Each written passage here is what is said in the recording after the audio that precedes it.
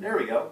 So it can be felt either way, and they have a really different flavor. I mean, the way I experience it is very different. The 5 count has a really different feel. And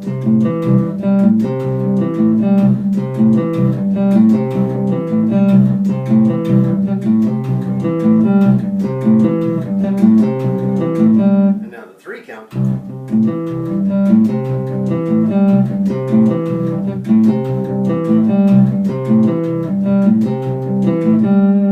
Very different feel. Now, so those are just 2 variations within the same form, right? And then we moved the form, a whole cloth up to the 4 and then to the 5. Sort of using a 1/4 standard 1/4/5 progression. But we can also do things harmonically. So, for example, there's the 4 chord, right? It's the same as this one.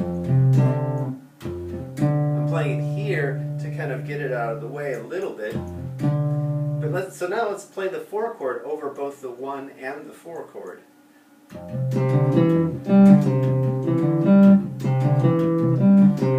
That's pretty, isn't it?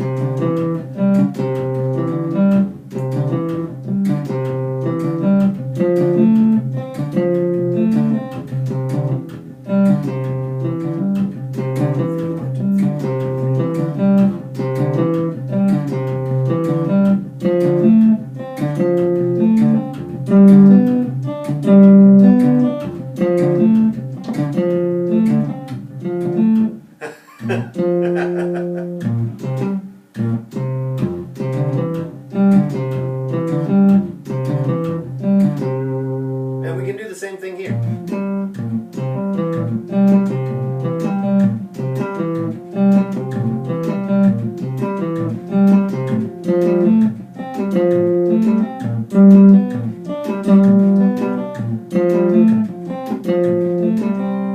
Right, so we have all this harmonic variation that we can do.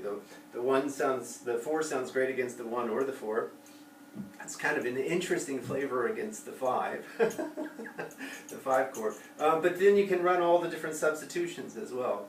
So really within this very, very basic, simple form, there's all this infinite variety. And for me, that's one of the most satisfying things about music, is how, you know, out of nothing, out of silence, all this infinite variety emerges.